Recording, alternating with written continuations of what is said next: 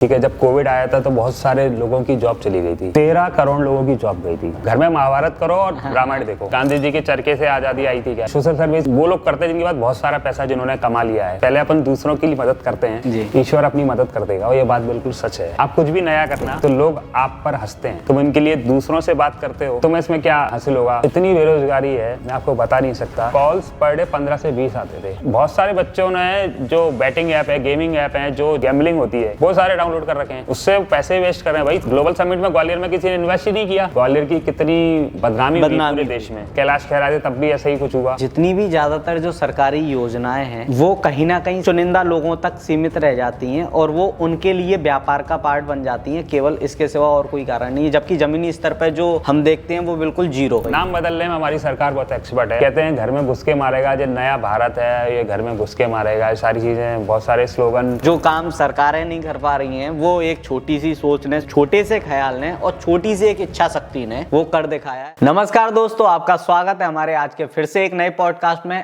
आज जिस व्यक्ति से हम मिलाने जा रहे हैं उनका नाम है गौरव राजौरिया। हम लोगों को अक्सर देखते हैं, कोई समाज सेवा से जुड़ा हुआ है, कोई किसी को कपड़े दान कर रहा है, कोई किसी को खाना दान कर रहा है, कोई किसी को पढ़ाई लिखाई से जुड़ी हुई सामग्रियां हैं वो दान कर रहा है। लेकिन ये ऐसे व्यक्ति हैं जो काम सरकार के हैं, जो काम सरकार को करना चाहिए था वो काम ये निस्वार्थ भाव से, बिना किसी लालच के, बिना किसी फीस के ये कर रहे हैं। वो काम है लोगों को रोजगार देना। ये सिर्फ एक व्यक्ति को रोजगार नहीं दे रहे हैं, ये बल्कि उस व्यक्ति के साथ में उसके परिवार का भरण पोषण भी करवाने में मदद कर रहे हैं। जब एक व्यक्ति कमाता है तो वो पूरे परिवार का खर्चा उठा सके। तो ये ऐसी महान शख्सियत आज हमारे बीच मौजूद है। मैं उनसे आपको रूबरू करा रहा हूँ। भैया आपका बहुत बहुत स्वागत है हमारे पॉडकास्ट में। इस मंच को प्रणाम करता हूँ और इस कार्यक्रम की रूपरेखा जिन्होंने भी बनाई है, इसके पीछे जो भी है उन्हें प्रणाम करता हूँ। सामने तुम बैठो, तुम्हें प्रणाम करता हूँ। और इस शो के माध्यम से हमारे 3-4 भाइयों को रोजगार मिल रहा है, उन इस शो को भी प्रणाम करता हूँ। साथ साथ जो भी दर्शक मुझे देख रहे हैं और पूरे शो को देखेंगे, उन सभी को नतमस्तक होकर प्रणाम करता हूँ कि मुझे आज पहली बार ये मौका मिला है अपनी बात रखने का। क्योंकि अभी तक मैंने कभी सोचा नहीं था कि इस चीज़ को लोगों को बताना चाहिए। क्योंकि आप कोई भी अच्छा कार्य करते हो तो ज़रूरी नहीं कि आप उसको लोगों को बताओ या पब्लिसिटी करो, क्योंकि ईश्वर हमेशा ऑनलाइन है।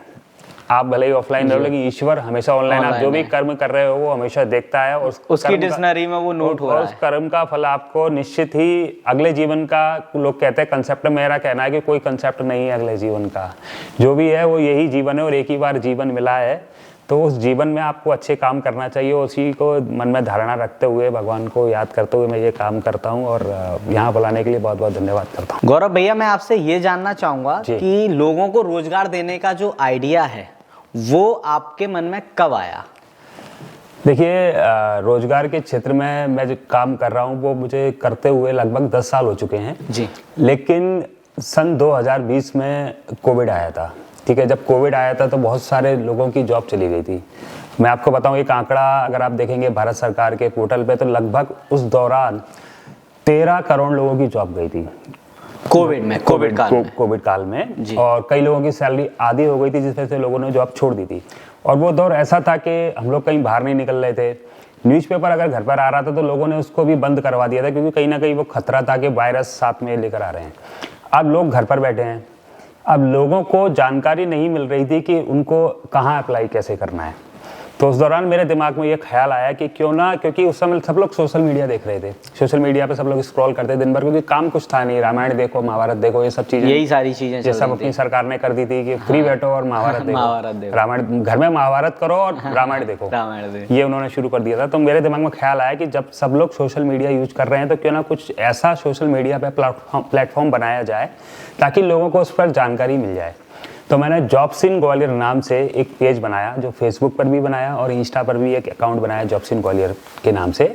उसमें मैं प्रतिदिन जो भी जॉब मेरे को जानकारी मिलती थी, क्योंकि मेरे शहर में कुछ काम ऐसे हैं कि मेरा ऑलमोस्ट शहर में जितने भी जो जॉब प्रोवाइडर्स हैं या शोरूम्स हैं या स्कूल कॉलेजेस हैं, उन सबसे मेरा कॉन्टैक्ट्स है, उनसे मेरी बातचीत होती रहती है। तो मैं उनसे पूछता था कि आपके यहाँ कोई वैकेंसी है या नहीं, तो वो मुझे बताते थे कि हमारे यहाँ इस चीज़ की वैकेंसी है। तो मैं इसको डिज़ाइन करता था, डिज़ाइन करने के बाद फिर उस वैकेंसी को उस पोर्टल पे अपना जो मेरा सोशल मीडिया प्लेटफॉर्म पे है वहाँ पे अपलोड करता था। फिर लोग उसको देखते थे और उस पर वहाँ पर अप्लाई करते थे। तो ऐसे लोगों को काम मिलता था। हाँ, है ना। ये मेरे दिमाग में आइडिया इस तरीके से आया था कि लोगों की, क्योंकि आप घर पे हैं और आपके पास पैसे नहीं हो तो आपको रामायण देखने में भी इंटरेस्ट नहीं है। बिल्कुल हकीकत बात है। आप समझिए कि पैसा व्यक्ति की सबसे पहली ज़रूरत है। बहुत ज़्यादा। आज मैं अगर यहाँ आया हूँ तो मेरी गाड़ी में पेट्रोल था तो मैं यहाँ आ पाया।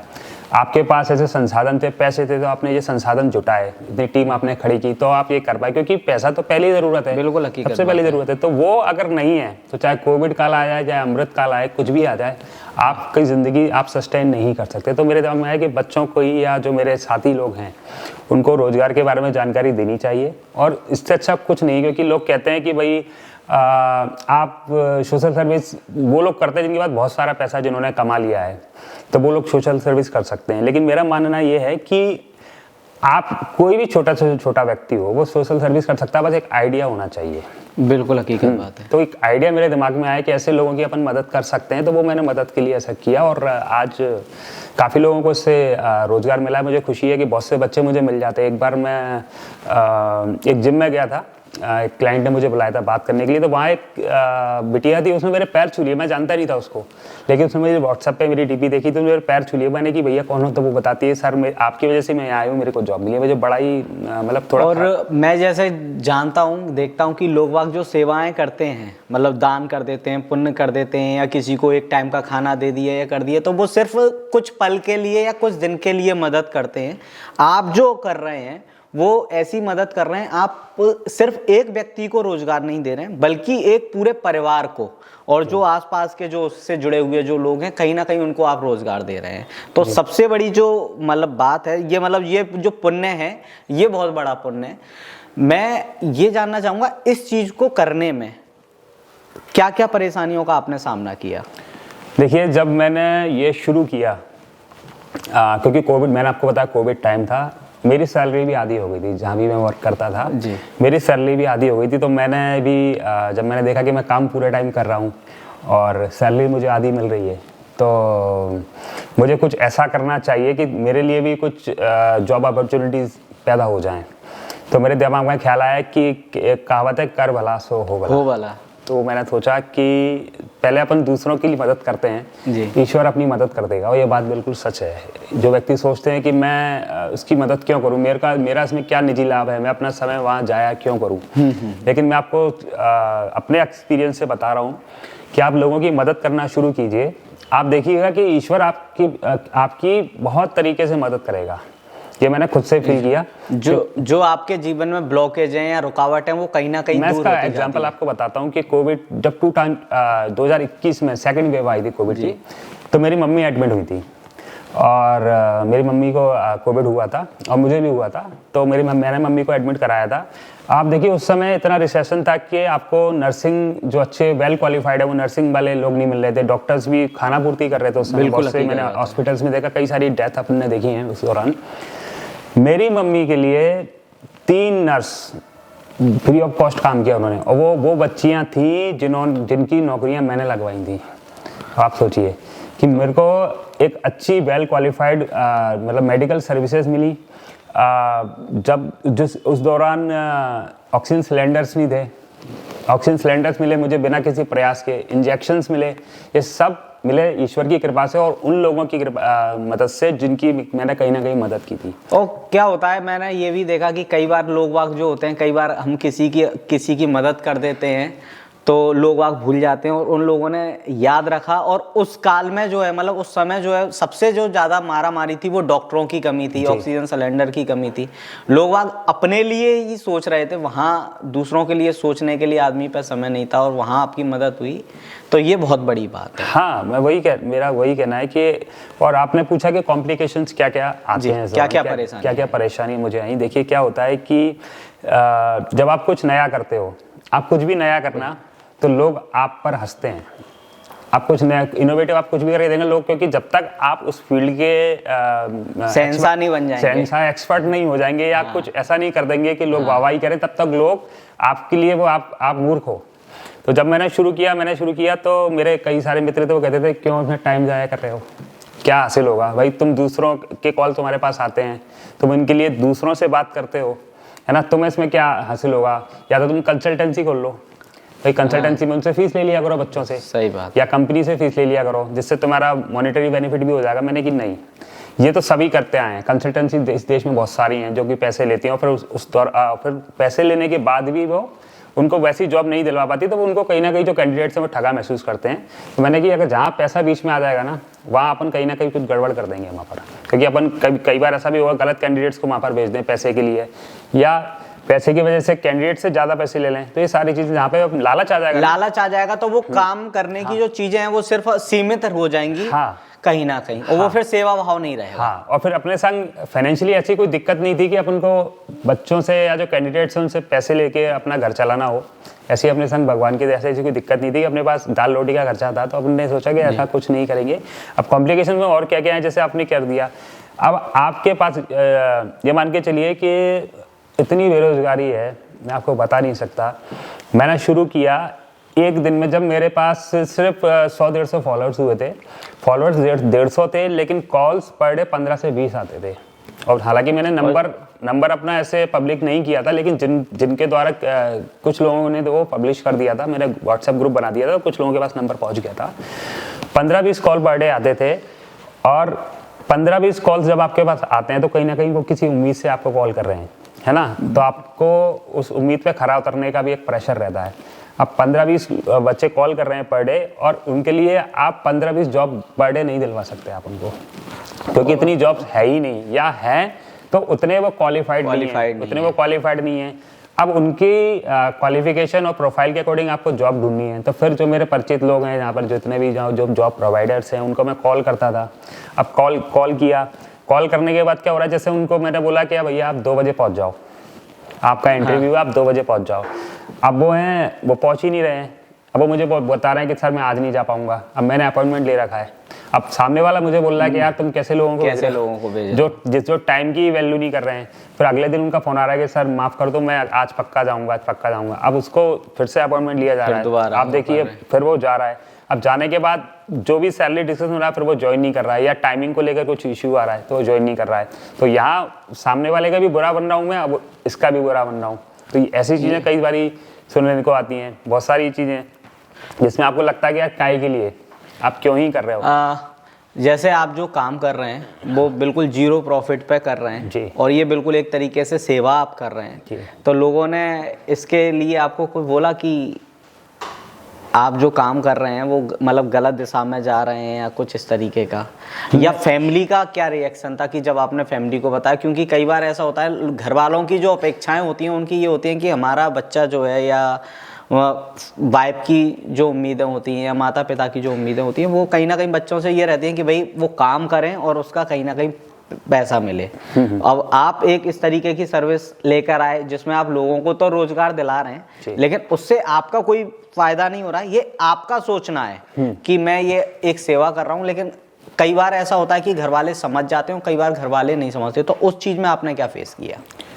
देखिए, मेरे माता पिता को तो जानकारी नहीं है, क्योंकि वो अब काफी एजेड हैं, तो उन्होंने कभी मतलब उनको मालूम ही नहीं कि मैं काम क्या काम कर रहे हैं, है ना। मतलब अभी जो भी मैं वर्क करता हूँ उनको ये भी जानकारी नहीं है कि मैं क्या काम करता हूँ। बस ये पता है कि मैं कुछ काम करता हूँ और ठीक काम करता हूँ, ऐसा कुछ खराब काम नहीं करता कि उनको सुनने को मिले, ऐसा कुछ काम नहीं करता। मेरी वाइफ को मालूम है ये वाली बात, तो मेरी वाइफ ने कभी इस चीज के लिए मुझे रोका नहीं। उसने कहा कि करना चाहिए, अगर ईश्वर ने आपको इस लायक बनाया है कि आप किसी की मदद कर सकते हैं तो करना चाहिए। तो उसने कभी मुझे रोका नहीं, इसके लिए मैं उसे थैंक्स बोलता हूँ। वो सुनेंगी बाद में ये इंटरव्यू को जी दिखाऊंगा मैंने जी। मैंने यहाँ से थैंक्स बोलता हूँ कि उन्होंने मुझे कभी इस चीज़ के लिए, या मैं कोई भी डोनेशन वगैरह कुछ भी करो, वो कभी उन्होंने मुझे कभी रोका नहीं। वो खुद भी इस मामले में बहुत अच्छी है, किसी को कुछ भी डोनेट करने के लिए बहुत बढ़िया है वो, है ना। और दूसरी चीज़, एक कहानी है बहुत अच्छी है कि एक बार स्वामी विवेकानंद अपने जो उनके गुरु थे रामकृष्ण परमहंस जी के साथ एक नदी के किनारे बैठे हुए थे। तो एक बिच्छू जो बार बार नदी में गिर रहा था, तो जो उनके गुरु थे स्वामी रामकृष्ण परमहंस जी, वो उसको बार बार उठाकर किनारे पर रख रहे थे। और जितने बार वो किनारे पर रख रहे थे, वो उनको उतने बार ही डंक मार रहा था। तो स्वामी विवेकानंद जी ने पूछा कि गुरुजी, एक तो आप उसका भला कर रहे हो, उसके बावजूद भी आपको डंक मार रहा है, तो आप ऐसा क्यों कर रहे हो? तो उसने कहा कि बिच्छू का काटना या डंक मारना उसकी प्रकृति है, और मेरी प्रकृति है उसकी मदद करना। तो जब वो अपनी प्रकृति नहीं छोड़ सकता, तो मैं अपनी क्यों छोड़ूं प्रकृति? मेरी प्रकृति है लोगों की मदद करने का। तो वही मेरे दिमाग में कंसेप्ट रहता है कि अगर आपको इस दौरान कुछ समस्याएं भी आती हैं, बहुत सारे ऐसे फेसेस आते हैं, लेकिन आपकी क्या प्रकृति है वो आपको देखना है। आपको अपना जो स्टैंड लिया है उस पर कायम रहना है, वही जरूरी है। और फिर आपको अगर ये मनुष्य का जन्म मिला है तो सिर्फ इसीलिए नहीं मिला कि आप पढ़ोगे, स्कूल जाओगे, कॉलेज जाओगे, शादी करोगे, बच्चे पैदा करोगे और मर जाओगे, इसके लिए नहीं मिला है आपको जन्म। आप अगर इस धरती पर आए हो तो आप कुछ ऐसा कर जाओ कि लोग आपको याद रखें। अगर हम बोलें कि आपके जो इस जीवन में जो एक सबसे बड़ा जो सपोर्ट है माता पिता के बाद में अगर बोला जाए तो वो धर्मपत्नी का है, क्योंकि अगर वो सपोर्ट ना करें तो फिर आप काम तो करते हैं लेकिन उस एनर्जी के साथ में काम नहीं कर पाते। बिल्कुल सही बात है। वो तो एक बहुत जरूरी है, क्योंकि लाइफ पार्टनर इसीलिए कहा जाता है, अर्धांगिनी पत्नी को इसीलिए कहा जाता है कि आपके आधे जो आपका जीवन है उसकी मालिक वे हैं जी, है ना। तो अगर वो सपोर्ट नहीं करेंगी तो डेफिनेटली, अगर वो टेंशन कि जिसमें लगे रहते हो, क्या मतलब निकल रहा है, इतने बस शॉपिंग करा लाओ। और हर व्यक्ति की अपनी कहीं ना कहीं, जब व्यक्ति दूसरा घर छोड़कर आता है तो उसकी अपनी इच्छाएं और अपेक्षाएं होती हैं। बिल्कुल सही बात है। और वो अपेक्षाओं को एक पति को पूरा भी करना चाहिए, एक जिम्मेदार व्यक्ति को। और जो उनकी अपेक्षाएं वो पूरी हो रही हैं, और जो मेरी अपेक्षाएं वो पूरी हो रही हैं। जी जी जी। हाँ, तो ये बहुत बड़ी बात है जी। मैं ये जानना चाहूंगा कि इसमें सरकार का क्या रोल है? मतलब बेरोजगारी के पीछे इतना, मतलब बेरोजगारी जो है वो इतनी है, क्या बोलते हैं कि एक व्यक्ति पढ़ा लिखा नहीं है, उसको रोजगार नहीं मिल रहा है, तो ये तो समझ में आता है, लेकिन बच्चा एजुकेटेड है, पढ़ा लिखा है, और उसके बाद में भी उसको उसके मन की नौकरी नहीं मिल पा रही है, इसके पीछे का कारण क्या है? देखिए, पहले इसमें अपन ये समझते हैं कि अपने को कितनी नौकरियों की ज़रूरत है इंडिया के अंदर, भारत के अंदर। अगर आप देखें ये भारत की वेबसाइट जो है CBSE की, अगर आप वो देखें तो हर साल जो बच्चे 12th में अप्लाई करते हैं या बैठते हैं, बोर्ड देते हैं, उनकी संख्या है 2.5 करोड़। इतने बच्चे हर साल 12th देते हैं। इसके अलावा बहुत सारे बच्चे, मतलब उसके आधे बच्चे 10th के बाद ही पढ़ाई छोड़ देते हैं, और उसके भी आधे छोड़ देते हैं प्राइमरी तक ही बच्चे, जिनकी आप बात करें जो पढ़े लिखे नहीं हैं। तो ऑल टुगेदर अगर मान लें तो लगभग 3.5 करोड़ लोग अपने यहाँ ऐसे हैं जिनको नौकरियों की ज़रूरत है। ठीक है। अब जो उन बच्चों ने 12th कर लिया वे कॉलेज जाएंगे, ठीक है, वो आंकड़ा था 2.5 करोड़, अब वो कॉलेज जाएंगे। ठीक है। अब मैं आपको बताऊं, मैक्सिमम बच्चे IIT की तैयारी करेंगे। आप देखते हैं कि अगर आप बच्चे से किसी से पूछे स्कूल में, तो हर बच्चा ये बोलता है, क्या बनोगे बेटा? बेटा मैं डॉक्टर बनूंगा, मैं इंजीनियर बनूंगा, है ना। कोई बच्चा ये नहीं बोलता कि मैं कारपेंटर बनूंगा, मैं इलेक्ट्रीशियन बनूंगा, मैं प्लम्बर बनूंगा, मैं एंटरप्रेन्योर बनूंगा, ये कोई बोलता ही नहीं है। जो सपना, मतलब एक जो अपनी अपब्रिंगिंग है वो इसी तरह से हुई है कि भाई डॉक्टर, इंजीनियर, पायलट, पुलिस, उसके सिवा कोई और रोजगार है ही नहीं है। हाँ, है ना। तो आप ये समझिए कि 3.5 करोड़ लोग जॉब्स की अपने को जरूरत है। और बच्चे जो जाते हैं 12th के बाद कॉलेज में, आप समझिए कि मेडिकल जो अपना नीट का एग्जाम होता है, उसमें हर साल 20 लाख बच्चे बैठते हैं, एग्जाम देते हैं। और जो अपनी मेडिकल की सीट्स हैं वो हैं अप्रॉक्सीमेटली 1.5 लाख। 20 लाख बच्चों ने एग्ज़ाम दिया है और सीट हैं सिर्फ 1.5 लाख। ठीक है। और उसमें भी क्या है, अगर आप आंकड़ा निकालें तो 15 बच्चों, जितने बच्चे अप्लाई कर रहे हैं उसमें मतलब 15 बच्चों ने में से किसी एक बच्चे को सीट मिलेगी। मतलब आप ये देखिए कि अपने देश में डॉक्टर्स की बहुत कमी है। आप देखिए बहुत सारे ग्रामीण इलाके ऐसे हैं जहाँ डॉक्टर नहीं है, या शहर में भी आप देखिए डॉक्टर की आपको बहुत कमी मिलेगी। आप रात को कभी इमरजेंसी में चले जाइए, आपको डॉक्टर नहीं मिलेगा वहाँ पर। क्यों नहीं है? क्योंकि डॉक्टर्स ही नहीं है। और डॉक्टर्स क्यों नहीं है? क्योंकि सीट्स नहीं है। मतलब आप देखिए कि 20 लाख बच्चे दे रहे हैं, एग्जाम दे रहे हैं, लेकिन 1.5 लाख ही सीट हैं। तो मतलब आप देखिए कट ऑफ कितना हाई जाएगा। थोड़ा कट ऑफ वालों को तो मिलेगी नहीं सीट, वो भी डॉक्टर बनना चाहते हैं, उनका सपना है। समझ रहे हो आप? वही हालत इंजीनियरिंग की है। ऐसे ही 12 लाख सीटें हैं टोटल इंजीनियरिंग में, पूरे देश की अगर मना ली जाए। 12 लाख सीटें हैं टोटल, और एग्जाम देते हैं ऐसे ही बच्चे, मतलब। लेकिन इंजीनियरिंग में क्या हो रहा है कि बच्चे अब अप्लाई कम ही कर रहे हैं, मतलब एग्जाम तो क्रैक कर रहे हैं, करते हैं वो लोग, लेकिन आईआईटी जो अपने देश के हैं, हर बच्चा आईआईटी में जाना चाहता है, लेकिन उसकी सीट लिमिटेड है। अब छोटे मोटे कॉलेज से अगर वो इंजीनियरिंग कॉलेज से करते हैं तो वहाँ पे आप देखिए कि वहाँ पे स्किल्स नहीं सिखाए जाते हैं।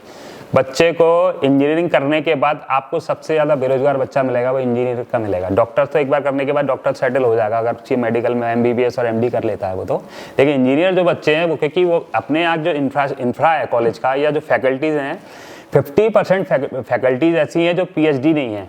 जिन लोगों ने पीजी कर लिया है वो बच्चों को पढ़ा रहे हैं, इंजीनियरिंग पढ़ा रहे हैं, जी अच्छी बात है, चलो उनको जॉब अपॉर्चुनिटी मिली है, मुझे अच्छा लगा कि चलो उनको दे रहे हैं वो पीएचडी के, लेकिन आप एक अच्छा भविष्य तैयार नहीं कर पा रहे हैं इससे, क्योंकि पीएचडी धारक है ही नहीं है उसके अंदर, क्योंकि पीएचडी करने में भी बहुत कॉम्प्लिकेशंस है, तो बच्चे पीएचडी नहीं करते क्योंकि उसके लिए अच्छी खासी फीस लगती है, और बच्चों के पास उतना रोजगार नहीं है तो वो पीएचडी नहीं कर पाते हैं, तो बच्चे पीजी करके ही सिमट जाते हैं, समझ रहे हो आप। तो इतनी अपने को नौकरियों की ज़रूरत है, लेकिन अपने पास जो कॉलेज हैं, चाहे वो आईआईटी के हों, चाहे वो मेडिकल के हों, या जो डोमेस्टिक अपने जो चलते हैं ट्रेडिशनल कोर्सेज जो चलते हैं, BSc, BA, BCom, MA, BCom, उसकी भी सीट्स इतनी नहीं है कि जो आंकड़ा है 2.5 करोड़ का बच्चों का जो आंकड़ा है, जो 12th पास कर रहे हैं उनको कॉलेज मिलेगा ही नहीं।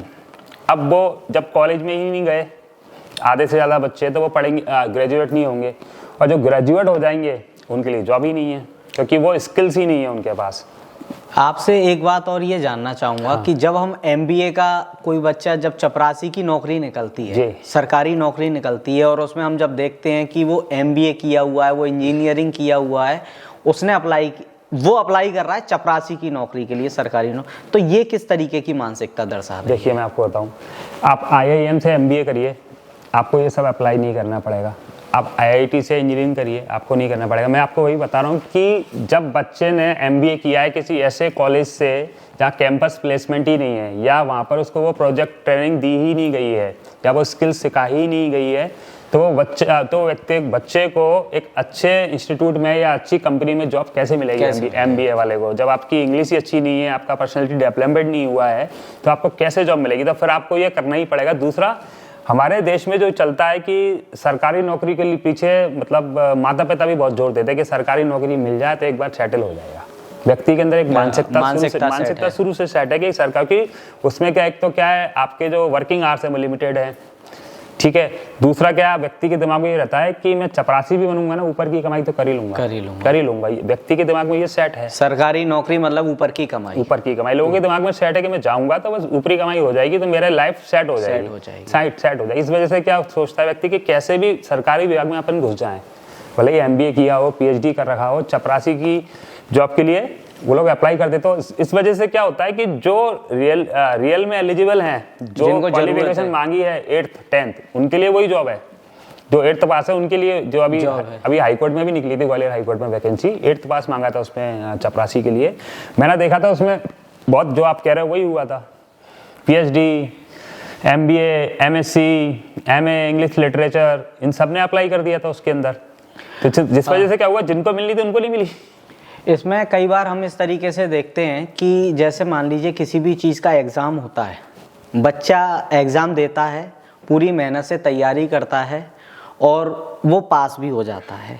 इसी बीच में पता चलता है कि एग्ज़ाम जो था वो लीक हो गया और वो एग्ज़ाम जो है पूरे तरीके से कैंसिल कर दिया जाता है। फिर उस एग्ज़ाम को जो है 1-2 साल बाद वो कराया जाता है, लेकिन जब तक उस बच्चे की जो एज है, जो नौकरी पाने की है, वो ओवर एज हो जाती है। तो ये गलती जो है सिस्टम की है, और भुगत जो रहा है वो आज का हमारा जो वो युवा है वो भुगत रहा है। तो इसके पीछे क्या कारण है? देखिए, मैंने अभी आपको बताया था कि हमारे साथ क्या है कि इंडिया में अगर कोई 30 साल का हो गया है, अगर वो उससे पूछे क्या कर रहे हो, बोला मैं सरकारी नौकरी तैयारी कर रहा हूँ, तो लोग बहुत लाइटली ले लेते हैं, मतलब हाँ कर रहा है। मतलब आप ये सोचिए कि 30, ये जो काम करने की उम्र होती है वो 22 साल से लेकर 40 साल तक की होती है। अब आप सोचिए 30 साल का वो युवा है, ठीक है, और 30 साल में उसने कोई काम नहीं किया है और वो सरकारी नौकरी की तैयारी कर रहा है, ठीक है। अब सरकार को भी इसका बहुत फायदा मिलता है। उन्होंने ये देखा है कि बच्चा 30 साल का हो गया है और एग्जाम, जैसे आप जो बता रहे हो धांधली, तो उसमें खासकर मैं देखता हूँ कि एमपी सरकार जो है बहुत धांधलियाँ उसमें होती हैं। पटवारी की परीक्षा में भी बहुत धांधलियाँ हुई थी। पीएससी का रिजल्ट जो एमपी पीएससी होता है 3-3 4-4 साल तक रिजल्ट नहीं आता और बच्चे उसी के इंतजार में अपनी उम्र निकाल देते हैं, क्योंकि जिस व्यक्ति ने पीएससी का एग्जाम दिया वो छोटा काम नहीं करेगा, क्योंकि मानसिकता ऐसी हो जाती है भाई इसको ये मालूम है कि मैं आगे जाके डिप्टी कलेक्टर बन सकता हूँ, डीएसपी बन सकता हूँ, भाई पिछली बार 1 नंबर से रह गया, इस बार तो निकल ही जाऊंगा, लेकिन रिजल्ट ही नहीं आ रहा है। अब रिजल्ट नहीं आ रहा है, यहाँ पे आप ओवर एज हुए जा रहे हो, ओवर एज हुए जा रहे हो। जब आप ओवर एज हो जाओगे तो प्राइवेट कंपनियां जो हैं वो आप देखो जो वैकेंसी निकालती है उसमें वो मानती है कि बिलो 30 हो, क्योंकि उनको युवा चाहिए थोड़ा सा जोश और या तो आपके पास अनुभव हो तो वो आपको 30+ ले लेंगे, भैया 5-10 साल का आपको एक्सपीरियंस है तो वो आपको एक्सेप्ट कर लेंगे। लेकिन अगर आप फ्रेशर हो और 30 साल आपकी उम्र हो गई तो प्राइवेट कंपनी आपको नई जॉब देंगी, क्योंकि उनको चाहिए युवा, 30 वाले नहीं चाहिए, आपने कितनी भी सरकारी तैयारियां की हो। तो इस चीज़ को बहुत ध्यान में रखना है कि हम 20 साल के बाद ही डिसाइड कर लें कि हमें करना क्या है। पहली चीज करना क्या है, ये बहुत जरूरी है, और कुछ ना कुछ हम करते रहें अपने लिए। और एक कहीं ना कहीं पर्टिकुलर कोई भी जॉब कर रहे हैं, किसी भी चीज़ की हम तैयारी कर रहे हैं तो वो चीज़ तो हम करें ही करें, लेकिन उसके साथ में प्लान बी भी हमारे पास में होना चाहिए। मान लीजिए अगर वो चीज़ नहीं हो पा रही है तो उसके लिए दूसरे प्लान के लिए हम तैयार रहें। नहीं तो कई बार हम ऐसा देखते हैं कि लोग वाग जो है, जैसे मैं ये खास तौर से युवाओं के लिए कह रहा हूँ जी, लोग वाग पहले जो नंबर आते थे वो लोगों की ज़्यादा इच्छाएं और अपेक्षाएं नहीं रहती थी, नॉर्मल नंबर पास हो गया और नौकरी लग गई, चीज़ें ठीक है। लेकिन आजकल लोगों को है ना 98 नंबर 99 नंबर भी अगर बच्चों के परसेंटेज आ जा रहे हैं तो वो भी कम लग रहे हैं। और 90 मैंने कई बार ऐसा देखा युवाओं में, बच्चों में खास तौर पे, कि किसी के 95% आए और उसने 95% आए, उसने अपेक्षा कर रखी थी मेरे 98% 99% आएंगे, मैं टॉप करूंगा, और उस वजह से उसने केवल उसके 95% आ गए, उसकी खुशी नहीं मनाई, उसके 3% कम रह गए और उसने सुसाइड कर लिया। तो ये बच्चों को किस दिशा में लेकर जा रहा है? देखिए, इसमें मैं पेरेंट्स की गलती मानता हूँ। पेरेंट्स को खुद एक बार अपने अंदर भी झांक कर देखना चाहिए कि हम जब 12th में थे या 10th में थे तब हमारा एकेडमिक स्कोर क्या रहता था। ठीक है, आज पेरेंट्स सोचता है, अपनी कल्पना बच्चे के अंदर करता है। जो पेरेंट्स नहीं कर पाया है, जो माता पिता नहीं कर पाए, वो सारी चीज़ें वो चाहते हैं कि वो उनका बच्चा करे। भाई क्यों करेगा? भाई जीन्स तो आपके ही है ना। आप सोच रहे हो कि आपके 50% में आप पास होते थे 10th-12th में और बच्चा 99 परसेंटाइल लिया है, वो कैसे लाएगा?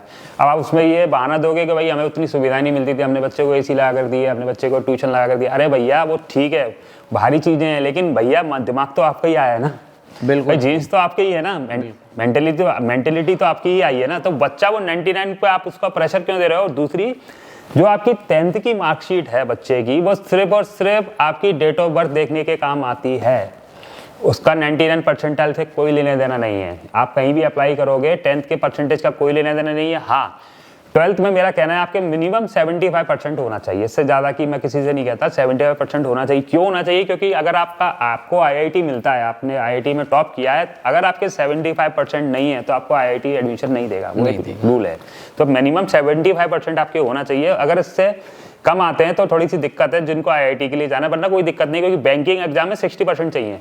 आपको किसी भी बैंक का एग्जाम देना है तो 60% चाहिए, और आपको UPSC वगैरह देना है तो उसमें कोई दिक्कत नहीं है, 40% भी चलेगा। बिल्कुल, है ना।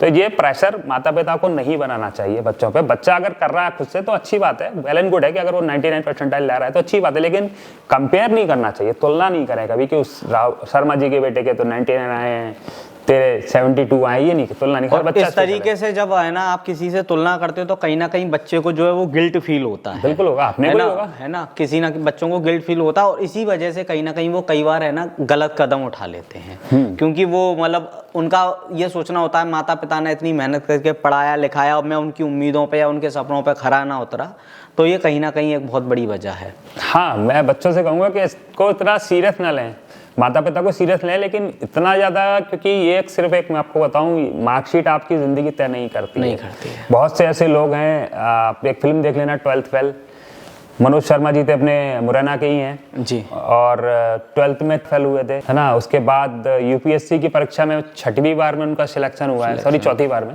चौथी बार में उनका सिलेक्शन हुआ है, 4th अटेम्प्ट लास्ट अटेम्प्ट था, उस समय 4th अटेम्प्ट होते थे, अब 6 हो गए, तब उनका सिलेक्शन हुआ। आप उनसे सीख सकते हैं कि उनके 12th में जो फेल होता था वो आज व्यक्ति मुंबई का पुलिस कमिश्नर है।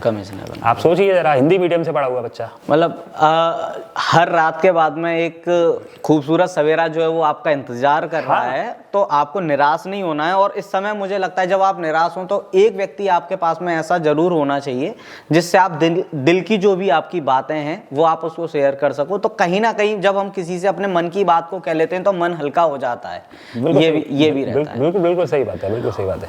आपसे एक बात और ये पूछना चाहूंगा मैं कि जो सरकारी नौकरियां हैं जब इसके फॉर्म भरे जाते हैं जी, तो इसके लिए जो है फीस एक रखी जाती है, क्या वो सही है? क्योंकि हम देख रहे हैं कि सरकार जो है वो कहीं ना कहीं हर माध्यम से कमाने पे तुली हुई है। नौकरी जो है वो आपके पास में है 5,000, लेकिन जब फॉर्म भरे जा रहे हैं तो वो भरे जा रहे हैं 5 लाख। तो और उसके लिए भी आप एक मोटा अमाउंट एक फीस के रूप में ले रहे हो, तो वो कहीं ना कहीं सरकारी खजाने में जा रहा है। तो ये चीज़ सही है?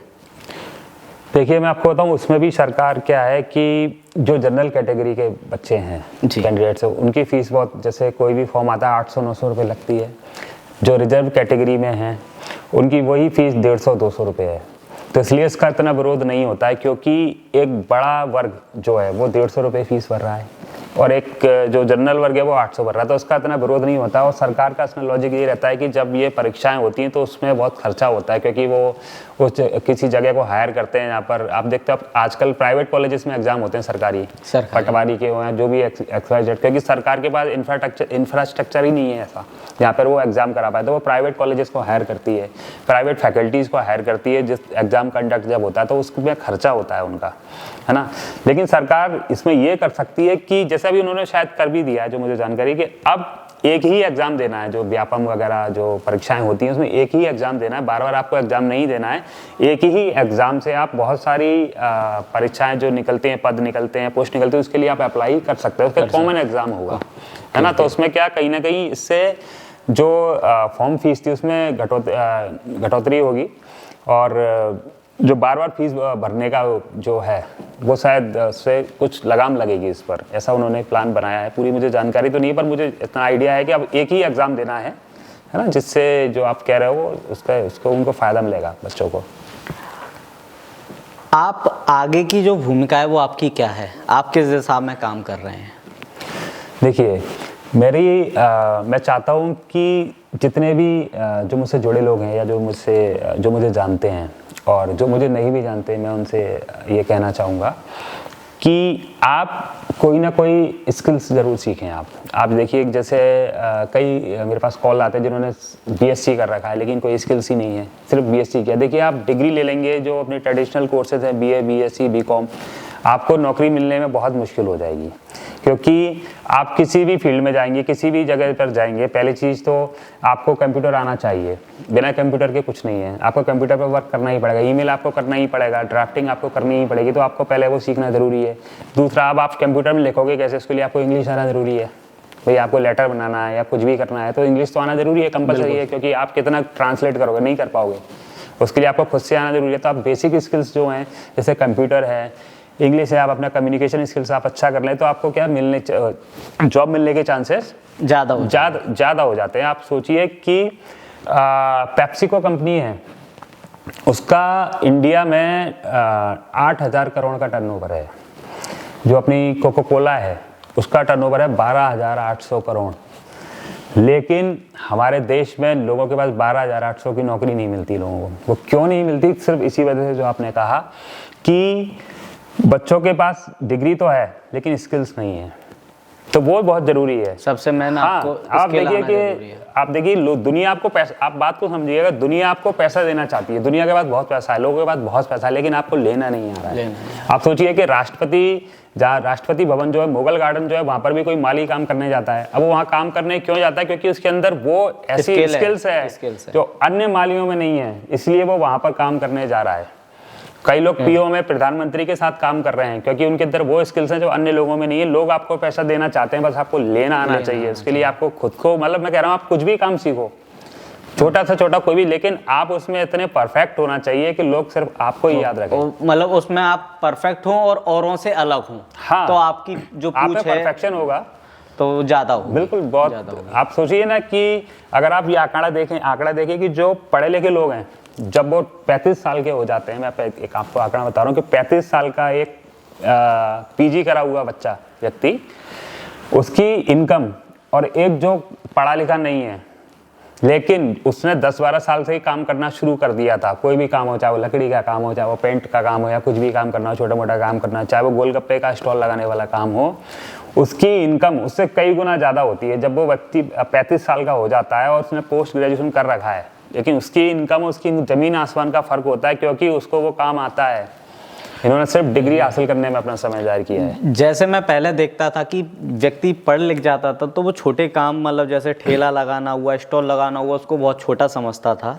लेकिन डिजिटल वर्ल्ड जो है उसने कहीं ना कहीं इस मानसिकता को चेंज किया है। अब हम देखते हैं कि MBA चाय वाला हो गया, MBA पकौड़ी वाला हो गया, मतलब इस तरीके से अलग अलग तरीके के पढ़े लिखे जो युवा हैं वो अपने अपने स्टॉल लगा रहे हैं। तो ये मतलब किस तरीके की तरफ सामने ले जा रहा है? देखिए, एक बार हमारे माननीय प्रधानमंत्री जी ने एक इंटरव्यू में कहा था कि वो एक जी स्टूडियो जी में गए थे जी, उन्होंने कहा था, जी टीवी पर गए थे और जी न्यूज़ पे गए थे सॉरी, और उन्होंने कहा था कि अगर आपके स्टूडियो के बाहर कोई व्यक्ति पकौड़े बेच रहा है तो वो भी 200 रुपये पर डे कमा कर ले जा रहा है, तो ये भी तो एक रोजगार है। पर मेरा इसमें ये कहना है कि माननीय प्रधानमंत्री जी, हर व्यक्ति पकौड़े नहीं बेच सकता, हर व्यक्ति के अंदर वो स्किल्स नहीं है कि वो पकौड़े बेच ले। पकौड़े बेचने वाले की स्किल्स अलग है, और अगर उसको पकौड़े ही बेचने हैं तो फिर वो पढ़ाई क्यों करे, फिर ये आपको फीस क्यों दे, फिर ये स्कूल का आपने क्यों बना रखा है स्ट्रक्चर, फिर ये केंद्रीय विद्यालय, PM श्री केंद्रीय विद्यालय क्यों है, पकौड़ी बनाने के लिए तो कोई बहुत ज्यादा स्किल चाहिए, केंद्रीय विद्यालय क्यों है, ये प्रधानमंत्री रोजगार योजना क्यों है, ये सीखो कमाओ योजना क्यों है। मैं आपको बताऊं, सीखो कमाओ योजना अपने मध्य प्रदेश सरकार की योजना है। आपको शायद आपको जानकारी है इसके बारे में? बिल्कुल बिल्कुल जानकारी है। Very good. क्या है आपको नहीं मालूम होगा, क्या है ये जानकारी? ये योजना शुरू हुई थी सन 2023 में, ठीक है। अच्छी योजना थी, मुझे बहुत अच्छा लगा था कि योजना शुरू की है हमारे मुख्यमंत्री जी ने। लेकिन मैं आपको बताऊं कि इसका जो प्रचार प्रसार है वो इतना ना के बराबर है कि MP के कई जिलों से आज तक एक भी कैंडिडेट ने इस योजना में अप्लाई किया ही नहीं है, या जिन लोगों ने अप्लाई किया था उस योजना के तहत ये था कि अगर आप 12th पास हो तो आपको 8,000 रुपये पर मंथ मिलेंगे, आपको काम सिखाया जाएगा। अगर आप IIT की कर रखा है, आपके पास IIT है तो ITI है तो आपको 8,500 मिलेंगे। अगर आपने ग्रेजुएट है तो आपको 10,000 रुपये पर मंथ मिलेंगे। लोगों ने अप्लाई किया, उनका जो पोर्टल था उस पर अप्लाई किया। अप्लाई करने के बाद क्या होता था कि जिन कंपनी से उन्होंने टाई अप किया था वो कंपनी उन बच्चों को कॉल करती थी, कॉल ही नहीं आए, या जो बच्चों के पास कॉल आए, जो लोग सीख रहे थे उनको स्टाइपेंड ही नहीं मिला। कई महीनों तक उनको वो 8,000 और 10,000 वो मिले ही नहीं, तो बच्चों ने इंटरेस्ट लेना ही खत्म कर दिया। तो मेरा कहना ये है कि अगर आपने एक अच्छी योजना निकाली है तो उसका क्रियान्वयन क्यों नहीं होता है? जो हमारे यहाँ के जितने प्रशासनिक अधिकारी हैं जो उसका प्रचार प्रसार क्यों नहीं करते हैं? करना चाहिए ताकि लोगों को जानकारी मिले, लेकिन करते ही नहीं है। मैं ये देखता हूँ कि जितनी भी ज़्यादातर जो सरकारी योजनाएं हैं वो कहीं ना कहीं सिर्फ है ना कुछ चुनिंदा लोगों तक सीमित रह जाती हैं और वो उनके लिए व्यापार का पार्ट बन जाती हैं, केवल इसके सिवा और कोई कारण नहीं है। जबकि ज़मीनी स्तर पर जो हम देखते हैं वो बिल्कुल जीरो। आप देखिए, एक योजना आपने सुनी होगी मनरेगा, जिसका नाम आजकल इन्होंने जी राम जी योजना कर दिया, जिस पे विवाद हुआ था। मैं देखता हूँ कि नाम बदल देते हैं लेकिन काम नहीं होता है। नाम बदलने में हमारी सरकार बहुत एक्सपर्ट है। आप देखिए कि मनरेगा में MP का एक ऐसा गांव था ग्वालियर के पास में ही, जहां पर 3,000 कुल वोटर थे, 2,500 के आसपास वोटर, और मनरेगा के अंदर जो रजिस्ट्रेशन हुए थे वो 4,000 से ज़्यादा थे, ठीक है। अब जो 4,000 से ज़्यादा रजिस्ट्रेशन हुए, आप देखिए कि मजदूर वाला काम मिलता है उसके अंदर, उसमें 90% लोग शर्मा थे, कई सारे उसमें गुप्ता थे, अग्रवाल थे, जैन थे। अब मुझे बताइए, क्या ये लोग मजदूरी करने जाएंगे, ये गिट्टी खोदने, ये करने? कितना फर्जीवाड़ा चल रहा है। और इस योजना के तहत उन लोगों को बाकायदा पेमेंट भी हुआ है 20 करोड़ रुपए का। तो भाई, जब ये लोग काम करने ही नहीं गए तो पेमेंट किस बात का हुआ है? मतलब कितना फर्जीवाड़ा चल रहा है। आप देखिए, हम सुनते हैं कि गांधी जी के चरखे का मजाक उड़ाया जाता है कि गांधी जी के चरखे से आज़ादी आई थी क्या, लेकिन मैं ये कह रहा हूँ कि गांधी जी के चरखे से रोजगार बहुत आया है। जो अपने हस्तकरघा निगम है या जो ऐसे काम करते हैं, हैंडीक्राफ्ट उद्योग जो है, मैं आपको बताऊं कि उसका जो टर्नओवर है वो पूरे ईयर का 32,000 करोड़ रुपए का टर्नओवर है, और उसमें जो अपने इंडिया से लोग काम कर रहे हैं वो कर रहे हैं 69 लाख, 69 लाख लोगों को रोजगार गांधी जी के चरखे से मिल रहा है, समझ रहे हो आप। और एक दूसरी कंपनी है अपने यहाँ हिंदुस्तान लीवर लिमिटेड, जिसके बहुत सारे प्रोडक्ट आते हैं, कई सारे प्रोडक्ट आते हैं, उसका जो टर्नओवर है ईयरली वो है 62,000 करोड़ रुपए टर्नओवर है उसका, और उसमें काम कर रहे हैं सिर्फ 32,000 लोग। आप तुलना कीजिए, जहां 62,000 करोड़ का टर्नओवर है सिर्फ 32,000 लोग काम कर रहे हैं, जहां 39,000 का टर्नओवर है वहां 69 लाख लोग काम कर रहे हैं। कितना फर्क है। आप देखिए कि जो छोटे छोटे जो लघु उद्योग हैं, चाहे वो लिज्जत पापड़ हो, चाहे वो अपना अमूल हो, बहुत बड़ा लेवल पर रोजगार दे रहे हैं।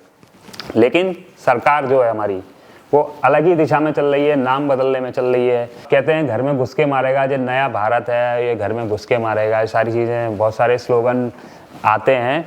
लेकिन आप ये देखिए कि अग्निवीर योजना आई हुई है, जिसमें 4 साल के लिए, मतलब जो हमारे देश की रीढ़ है, भारतीय आर्मी जो रीढ़ है, उसके साथ ही इतना ज़्यादा गड़बड़ हो रही है, मुझे ऐसा लगता है। क्योंकि 4 साल के लिए आप किसी को जॉब दे रहे हो, अगर आप सोचिए कि आपको ये मालूम चल जाए कि 4 साल बाद आपको जॉब से हटने के चांसेस है। आप देखिए 10% लोगों को ही वहाँ पर आगे वो मिलता है रिटेंशन, बाकी लोगों को वहाँ से हटा दिया जाता है। तो जी आपको मुझे मालूम है कि आर्मी के अंदर मैं जा रहा हूँ कि 4 साल बाद मैं हट सकता हूँ, तो आप क्या मन से काम करोगे? बिल्कुल नहीं करोगे। कि आपको ये लगता है कि मैं, हो सकता है मुझे निकाल दे, हो सकता है आप अच्छे से कर रहे हो, लेकिन हो सकता है मुझे निकाल दिया जाए।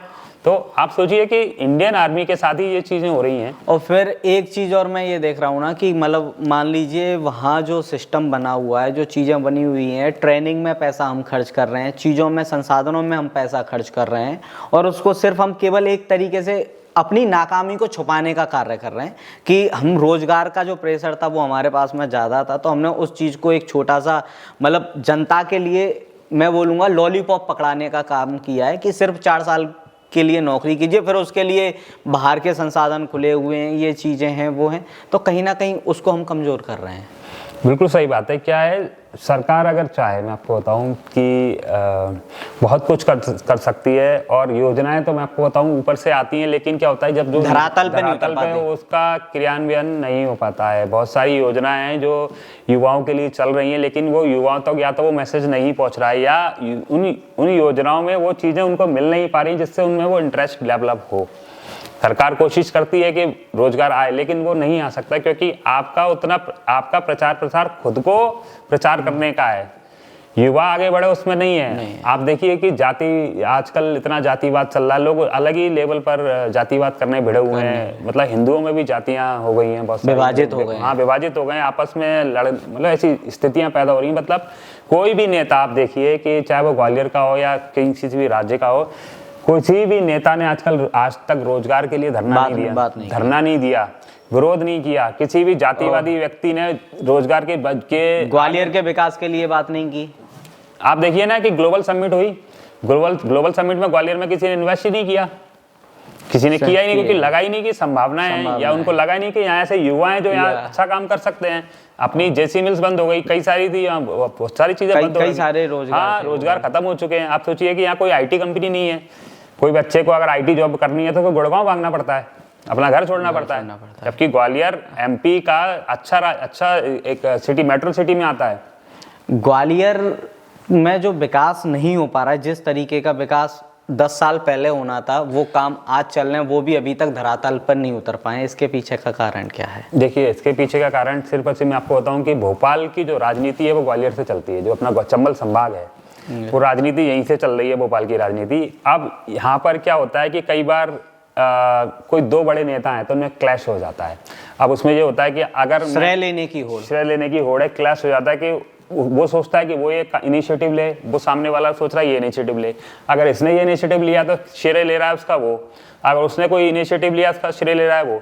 तब 2 नेताओं के क्लैश में वो कहीं ना कहीं ग्वालियर की जो जनता है उसको भुगतना पड़ रहा है। बिल्कुल भुगतना पड़ रहा है, बिल्कुल भुगतना पड़ रहा है। और मैं ये देखता हूँ कि अभी ग्वालियर का एक वीडियो वायरल हुआ था, दीवालों पे जो योगा की फोटो लड़कियों की, महिलाओं की लगी हुई थी, तो उसको रातों रात एक वीडियो बनाई गई और वो चेंज किया गया और उसका जम के प्रसार किया। और कहीं ना कहीं अगर इच्छा शक्ति हो तो चीज़ को बदला जा सकता है। वो बदसूरत जो दीवार थी वो आज खूबसूरत दीवार हो गई। कहीं ना कहीं प्रशासन को जागा, चीज़ें जागी। लेकिन जब खराब रोडों की बात आ जाती है, जब पॉल्यूशन की बात आ जाती है, तब ये सरकार फिर कहाँ जाती है, तब ये प्रशासनिक अधिकारी जो हैं वो कहाँ जाते हैं। देखिए अभी अमित शाह जी आए थे, आपको जानकारी होगी, तो जहाँ जहाँ वो निकले थे वो पूरी रोडों को जो फाउंडेशन कर दिया था। रोड से निकला तो मेरी शक्ल उसमें दिख रही थी, मेरा हाँ, चेहरा इतनी चमक रही थी वो रोड, और तो वो मेरा चेहरा उसके अंदर दिखाई दे रहा था जी। तो क्या है कि अब जो सरकार चल रही है या प्रशासन है, मुझे लगता है कि वो उनके लिए सर्वे सर्वा जो पॉलिटिकल लीडर हैं वही हैं। जनता से उनको कुछ भी लेना देना नहीं है। आपने जो पेंटिंग्स वाला मुद्दा बताया, उसमें एक बच्ची आशी है, उसने वो मुद्दा उठाया। अगर वो नहीं देखती तो हमने भी नहीं देखा था, ना किसी और ने देखा था। नहीं देखा तो बहुत सारे लोगों ने था, लेकिन उस चीज को वो विजन नहीं था, वो विजन नहीं था जो उसने देखा कि इस तरह से छेड़छाड़ हुई है। हाँ। वो विजन नहीं था। तो वो आप देखिए ग्वालियर की कितनी बदनामी हुई पूरे देश में, बिल्कुल पूरे देश में बदनामी हुई। अभी कैलाश खेर आए थे तब भी ऐसा ही कुछ हुआ, तब भी पूरे देश में चला कि ग्वालियर की पब्लिक ऐसी थी कि कैलाश खेर को बीच में ही शो छोड़कर जाना पड़ा, है ना। इसमें मैं ग्वालियर की पब्लिक की गलती नहीं कहूँगा कि जो भी उन्होंने शो वगैरह छोड़ा था, वो आपस का कुछ उनका मैटर रहा होगा, मतलब प्रशासन इंटरनली। हाँ, प्रशासन, क्योंकि जो स्टेज उनको दी गई थी वो स्टेज दी गई थी जिसपे अमित शाह जी ने प्रोग्राम किया था, भाषण दिया था। तो वो स्टेज, क्योंकि उनका प्रोटोकॉल रहता है सुरक्षा को लेकर के, तो वो काफी डिस्टेंस था। लेकिन जब कोई एक कलाकार परफॉर्म करता है तो वो चाहता है कि उसकी ऑडियंस है वो करीब हो और उसके वाहवाही करे, तभी उसकी गले से आवाज निकलती, चाहे वो कवि हो या एक सिंगर हो। तो इस वजह से वो चाहते थे नजदीक आए, लेकिन हमारे पब्लिक जब नजदीक आई तो इतनी नजदीक आ गई कि उनको दूर जाना पड़ा, दूर ही जाना पड़ा। मैं आपसे ये जानना चाह रहा हूँ कि जैसे जो लोग जॉब सर्च कर रहे हैं, तो वो कौन कौन से माध्यम है ऐसे कि जिस माध्यमों से वो जॉब सर्च कर सकें, जिससे उनको आसानी हो सके नौकरी मिलने में, और इसी के साथ में उनकी क्या क्या तैयारियां होनी चाहिए। जी देखिए, पहले तो व्यक्ति को अपने आप खुद का एवेल्यूएशन करना बहुत ज़रूरी है कि मैं क्या काम अच्छे से कर सकता हूँ। ठीक है, क्या होता है कि कई बार लोग ये सोचते हैं कि मुझे ऑफिस जॉब मिल जाए, ठीक है, लेकिन उन्हें ऑफिस जॉब में जो काम है वो करना नहीं आता। लेकिन वो चाहता है कि, क्योंकि हर व्यक्ति ये चाहता है कि उसको वाइट कॉलर जॉब मिले। बहुत सारी जॉब ऐसी निकलती हैं जो मार्केटिंग की होती है, सेल्स की होती है। आप ये मान के चलिए कि मार्केटिंग और सेल्स की जॉब आपको हमेशा मिलेगी। बहुत सारी कंपनीज हैं, बहुत सारी संस्थान ऐसे हैं जिनके पास वो वैकेंसी हमेशा रहती है, क्योंकि उसमें सीधे सीधे आपको बिजनेस करके देना है उनको। तो कौन व्यक्ति बिजनेस नहीं चाहेगा कि उसका बिजनेस दिन दुगनी रात चौगनी बढ़े। ठीक है, तो आप कभी ये ना सोचे कि अगर आपको मार्केटिंग की जॉब मिल रही है, सेल्स की जॉब मिल रही है, तो वो खराब है। आप इस उम्मीद में ना रहें कि मुझे एक ऐसी जॉब मिले जो मैं 9 to 5 वाली, जो कि सरकारी नौकरियां होती हैं, सुबह 9 बजे जाऊं, बढ़िया कपड़े पहनकर आऊं और मतलब ऑफिस में बैठा रहूं, एसी में बैठूं, चिल करूं और शाम को आ जाऊं। उसमें आप ज़्यादा पैसे नहीं कमा पाएंगे। आप देखिए कि स्थिति ऐसी है कि आज भी अगर कोई व्यक्ति कंप्यूटर ऑपरेटर के लिए, टेली कॉलर्स के लिए, जो अन्य ऑफिस जॉबें अप्लाई करता है, तो उसकी सैलरी 8,000 है। कोई अच्छा है तो 10,000 दे रहा है, ज़्यादा से ज़्यादा 12,000 दे रहा है। आप समझिए कि आप क्या, अगर आपकी शादी हो गई है, कि आप 8,000 में अपना घर चला लोगे? अगर आप बैचलर भी हैं तो भी आप नहीं चला पाओगे। और आप चाह रहे हो कि आपको ऑफिस जॉब मिल जाए, तो उसमें आपका खर्चा कैसे चलेगा? आप इस चीज़ को सोचो। तो आप अभी आपकी उम्र है, देखिए हम जब सुबह उठते हैं तो टारगेट लेके ही उठते हैं। जब भी उठते हैं कि अलार्म लगाते हैं कि आज मुझे 5 बजे उठना है, सुबह मॉर्निंग वॉक पे जाना है या जिम जाना है, सुबह 9 बजे ऑफिस निकलना है या स्कूल कॉलेज जहाँ भी निकलना है। देखिए आपकी ज़िंदगी जब तक है, आपकी ज़िंदगी में टारगेट है, तो आप कभी भी टारगेट से ना घबराएं कि वहाँ तो मार्केटिंग की जॉब में तो हमें टारगेट मिलता है, हम टारगेट पूरा नहीं कर पाएंगे। भाई आप नहीं कर पाओगे तो कोई और तो करेगा, वो भी इंसान ही है, उसको भी 24 घंटे ही मिले, जितने घंटे आपको मिले उतने ही उसको भी मिले। तो आप इस चीज़ से कभी ना डरें कि मेरे को टारगेट मिल जाएगा तो मैं सेल्स की जॉब ना करूं। भाई अगर आपके पास कुछ स्किल्स हैं, जो अगर ऐसी स्किल्स हैं आपके पास जो सेल्स के अलावा दूसरी है, तो आपको वो जॉब मिल ही जाएगी। लेकिन अगर आपके पास कोई काम नहीं है और आप जॉब ढूंढ रहे हैं और आपके पास कोई ऐसी टेक्निकल स्किल्स नहीं है जिससे कि आपको ऑफिस वर्क मिल पाए, तो आप बिना कुछ सोचे समझे सेल्स कर सकते हैं। कोई बुराई नहीं है, आप 10 लोगों से मिलोगे, 20 लोगों से मिलोगे, हो सकता है आपको व्यक्ति मिल जाए जैसी जॉब की आपको ज़रूरत है, वो जॉब आपको वहाँ मिल जाए। तो आप इस चीज़ से बिल्कुल नहीं घबराएं। दूसरा, आप जॉब सर्च कैसे करें? देखिए दूसरी चीज़ क्या, मैं कई सारे ऐसे रिज्यूमे मेरे पास आते हैं, आप देखिए कि जिसमें ऑब्जेक्टिव कुछ लिखा रहता है और जॉब के लिए अप्लाई कुछ किया होता है किसी और के लिए लिखा हुआ है इसमें कि I want to be a good teacher, और ये वो क्योंकि उन्होंने कभी पहले अप्लाई किया होता है किसी टीचर में, लिखा है I want to be a good teacher और ये ऐसा एटमॉस्फेयर चाहिए, और उन्होंने अप्लाई कर दिया है टेलीकॉलर के लिए। आप सोचिए, आप जब भी अपना रिज्यूमे कहीं भी सेंड करें तो सबसे पहले आप ये देख लीजिए कि आपका ऑब्जेक्टिव उसमें क्या लिखा हुआ है। बच्चे देखते ही नहीं, क्योंकि क्या करते हैं साइबर कैफे या किसी कंप्यूटर सेंटर पे जाते हैं, उनसे कहते हैं रिज्यूम बना दो, और वो कॉपी पेस्ट करके, क्योंकि उसमें भी उतनी स्किल्स हैं जो बना रहा है, तो वो कॉपी पेस्ट किया, बस आपका नाम चेंज किया, डेट ऑफ बर्थ वगैरह जो भी है माता पिता को चेंज किया, वैसे वैसे चेप दिया आपने, और आपने वो लेके सामने वाले को चेप दिया। और तीसरी गलती क्या करते हैं, वो साइन नहीं करते हैं बच्चे। नीचे आपका नाम लिखा है, डेट और साइन नहीं करते हैं, और बिना साइन के ही दे देते हैं। भाई अगर साइन नहीं किया तो आपका एक्सेप्टेंस कैसे मान लें हम कि आप इस चीज को एग्री करते हैं? साइन करना बहुत जरूरी है, वो आप साइन ही नहीं करते हैं। कई बच्चे रिज्यूमे लेके जाते हैं, मैंने देखा है कि वो ऐसे फोल्ड कर लेते हैं, डिग्री मिलती है ऐसे फोल्ड करके, अब वो बाइक से आए मान के चलिए, तो वो कहाँ रखे हैं, तो वो फोल्ड करके ऐसे करके लाल के लाते हैं, फिर जब सामने वाले के इंटरव्यूअर के सामने गए वो ऐसे निकाल के ऐसे दे रहे हैं। आप देखिए अब आपका सिलेक्शन कैसे होगा। अगर कोई समझदार व्यक्ति होगा तो आपको सुना देगा, और दूसरा चीज आपको लेगा नहीं, क्योंकि आप देखिए presentation, first impression is the last impression, हम सुनते आए हैं। आप देखिए कि आपका इंप्रेशन क्या जा रहा है जब आप उसको रिज्यूमे आपको दे रहे हैं। आप 5-10 रुपए का एक फोल्डर आता है, पेपर फोल्डर आता है, एक उसमें वो लगी रहती है स्लाइड, आप उसमें रख के ले जाइए तो आपका एक इंप्रेशन अच्छा जाएगा। भले ही आपके पास एक्सपीरियंस कम होगा, लेकिन अगर आपका प्रेजेंटेशन अच्छा है तो वो आपके बारे में एक बार को सोच सकता है। हाँ। तीसरी चीज, आप जब किसी जगह इंटरव्यू देने गए हो, अगर सामने वाला इंग्लिश में बात कर रहा है और आपको नहीं आती है या बहुत वैसी आती है ज़्यादा, तो आप इंग्लिश ना बोलें। आप जबरदस्ती इंग्लिश वाला बोलने वाला ना बने। आप सीधी बात बोल के देखिए, सच आप बोलेंगे तो ज्यादा अच्छा रहेगा। आप हिंदी में बात करिए, आप उनको बोल दीजिए कि सर मैं कंफर्टेबल नहीं हूँ मुझसे, आप हिंदी में बात करिए। और एक हमारे एजुकेशन सिस्टम की सबसे बड़ी खामी ये है कि हिंदी टीचर का, संस्कृत टीचर का वैकेंसी अगर स्कूल में निकलती है तो उनके लिए वो फ्लुएंसी इन इंग्लिश मांगते हैं। आप मुझे बताइए कि जो बच्चे जिसने हिंदी में जिंदगी से पढ़ाई करी है तो वो इंग्लिश में फ्लुएंस क्यों हो? उसको बच्चों को हिंदी पढ़ाना, आपको उसका हिंदी लिटरेचर देखो ना कि उसका कैसा है, आप उसकी इंग्लिश देख रहे हो। अगर वो आप इंग्लिश देख रहे हो, आप देखो सीबीएसई बच्चे जो आप उनकी हैंड राइटिंग देखना कभी, आप इतना गंदा लिखते हैं, वो इतना गंदा लिखते हैं। शायद ही कोई बच्चा हो जिसकी हिंदी राइटिंग अच्छी हो। क्यों नहीं होगी अच्छी? क्योंकि जो टीचर उसको पढ़ा रही है उसकी इंग्लिश पे फोकस किया स्कूल ने। कहीं ना कहीं ऐसा है कि बोलते तो हम हिंदुस्तान है और हिंदी को प्राथमिकता देने की जगह कहीं ना कहीं हमें ना इंग्लिश को दे रहे हैं। और आज भी अब बोलते हैं कि हम आजाद हो गए, तो कहीं ना कहीं कुछ ना कुछ चीजों में आज भी हम घिरे हुए हैं कहीं ना कहीं। इस वजह से क्या कई अच्छी हिंदी टीचर्स हैं, उनको वो अप्लाई नहीं करती हैं क्योंकि उनको इंग्लिश नहीं आती है, क्योंकि वहाँ वो इंटरव्यू इंग्लिश में होगा। अब इसमें उनकी भी थोड़ी मिस्टेक है, उनको प्रिपेयर कर लेना चाहिए, लेकिन नहीं करते हैं कुछ लोग। नहीं, किसी का आतंक होता है, कुछ नहीं सीखना चाहता, तो अच्छा हिंदी टीचर वो हिंदी पढ़ा नहीं रहा बच्चों को, तो बच्चों की जो सीबीएसई वाले बच्चे जो हैं, आप देखना उनकी हिंदी इतनी ज्यादा, अपनी जो मातृभाषा है वो उसमें बहुत कमजोर है। उनको हिंदी गिनती नहीं आती। अब 69 पूछ लो, 79 पूछ लो, पता ही नहीं क्या, मालूम होना चाहिए, मालूम होना चाहिए, बेसिक है। तो ये सारी चीजें हैं जो दिक्कतें देती हैं, तो इन चीज़ों का बेसिक तौर पर ध्यान रखना है जब भी आप इंटरव्यू देने के लिए जाएं। और अगर इंटरव्यू का टाइमिंग जैसे दिया है कॉल करने का समय, तो उसी दौरान कॉल लगा के, किसी ने व्हाट्सएप लिखा है कि व्हाट्सएप करें, कि मुझे रिज्यूमे व्हाट्सएप करें, तो व्हाट्सएप ही करें। आप उसे कॉल ना लगाएं, क्योंकि वो बोल चुका है कि व्हाट्सएप बना, आपने कॉल लगा दी तो समझ जाएगा कि आप पहले से बात नहीं मान रहे होगे, क्या बात मानोगे, आगे क्या बात है ना।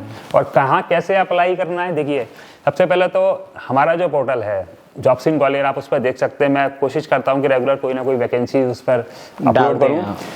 कुछ न्यूज़पेपर्स हैं जैसे दैनिक भास्कर हैं, उसमें प्रतिदिन कोई ना कोई वैकेंसी आती है, ठीक है।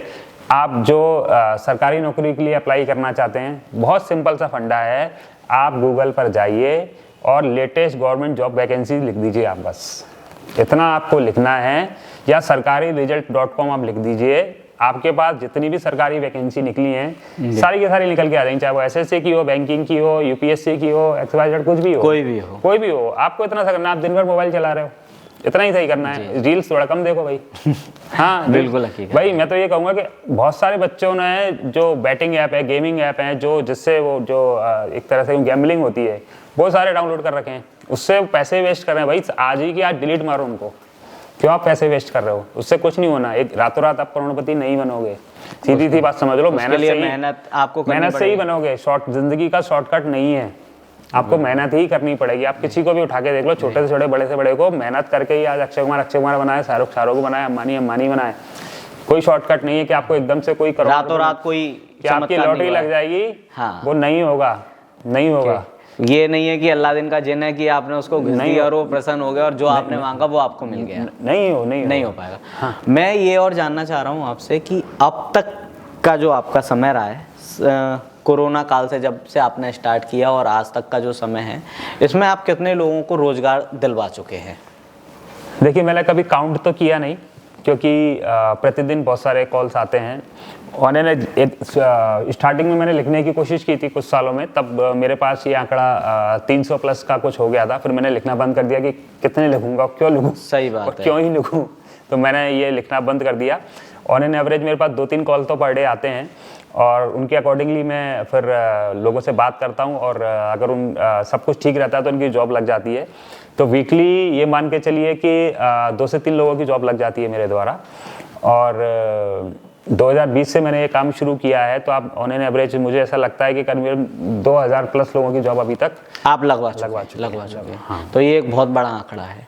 मतलब जो काम सरकारें नहीं कर पा रही हैं, वो एक छोटी सी सोच ने, छोटे से ख्याल ने और छोटी सी एक इच्छा शक्ति ने वो कर दिखाया है। अगर जब पूरा जो सिस्टम है, अगर उसकी ये इच्छा शक्ति हो जाएगी तो कहीं ना कहीं ये जो बेरोजगारी का जो आंकड़ा है वो कहीं ना कहीं कम होगा, अगर उनकी इच्छा शक्ति वाकई में सच्ची है।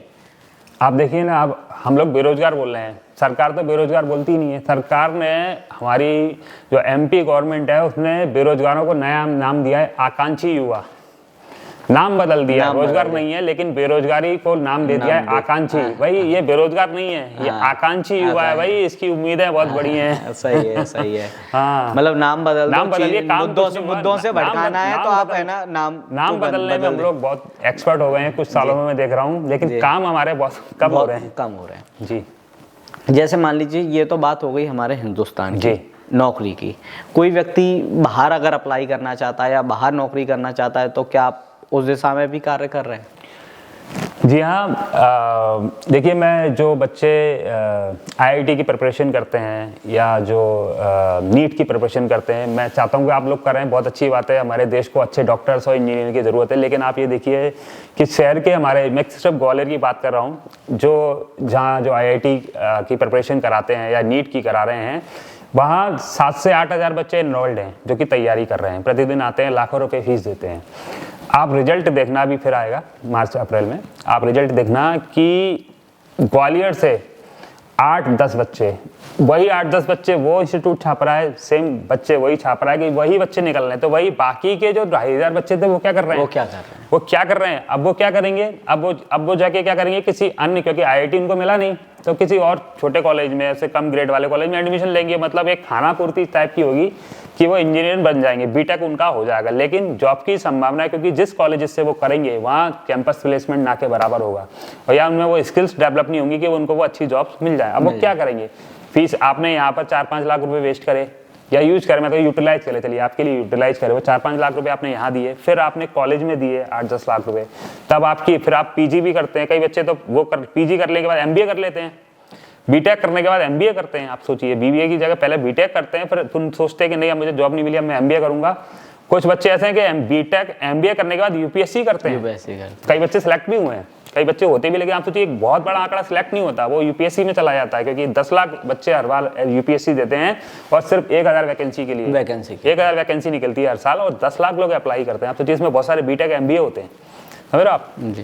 तो ये जो आप फीस जो आप लगा रहे हो उसमें 10 से 15 लाख रुपए, इतनी ही फीस में आप एब्रॉड की आपकी मनपसंद कंट्री में पढ़ाई कर सकते हैं। जो भी आप कोर्स करना चाहें, चाहे वो मेडिकल हो, चाहे वो इंजीनियरिंग हो, चाहे वो अपनी बीए हो, बीएससी हो, एमएससी हो, इस तरह की आप शॉर्ट टर्म कोर्स भी 1 ईयर डिग्री कर सकते हैं।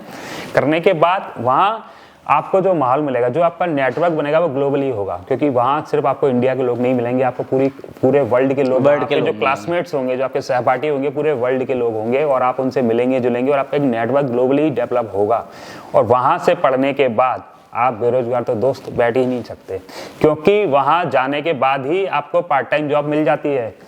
1.5 से 2 महीने पढ़ाई करने के बाद आप वहाँ पार्ट टाइम जॉब कर सकते हैं, और जॉब करने के बाद आपका जो खर्चा है वो आसानी से निकाल सकते हैं, और घर पर भी भेज सकते हैं आप इतने, क्योंकि वहाँ आप डॉलर में अर्न करेंगे। और आप देख ही रहे हैं कि अपना रुपया सही है, बहुत ज्यादा हमारे सरकार की कृपा से किस लेवल पे पहुंच रहा है ना। तो आप सोचिए कि जब वो रुपए में कन्वर्ट करेंगे तो आप कितने पैसे कमाएंगे। यहाँ इंडिया में तो आप रुपए में ही कमाएंगे, लेकिन वहाँ आप डॉलर्स और पाउंड्स में कमाएंगे। तो जब आप रुपए में कन्वर्ट करेंगे तो आप सोचिए क्या वो वैल्यू होगी। तो एक आप अच्छी लाइफ अपनी आने वाली पीढ़ी को दे सकते हैं और वापस इंडिया लौट सकते हैं। मैं ये नहीं कह रहा आप वहीं जाके रहिए, आप भारतवासी हैं, भारत में रहिए, लेकिन जब आप लौट कर आएंगे ना तो कंपनियां भी आपको हाथों दिया, अपना खुद का बिजनेस भी आप कर सकते हैं, क्योंकि आपका माइंड ब्रॉड हो चुका है और आपके अंदर सोचने समझने की क्षमता बहुत अलग लेवल की और नेटवर्क जो है वो ग्लोबली आपने वैसे ही अलग लेवल की है। आप सोचिए ना कि अपने जो हमारे केंद्रीय मंत्री सिंधिया पर ना, उन्हें पढ़ने की आवश्यकता क्यों है। कई सारे बड़े लीडर हैं हमारे, सिंधिया जी वहाँ पढ़कर आए हैं, उनके युवराज हैं वो वहाँ पढ़कर आए हैं, मितेंद्र दर्शन सिंह जी हैं वो वहीं से पढ़कर आए हैं,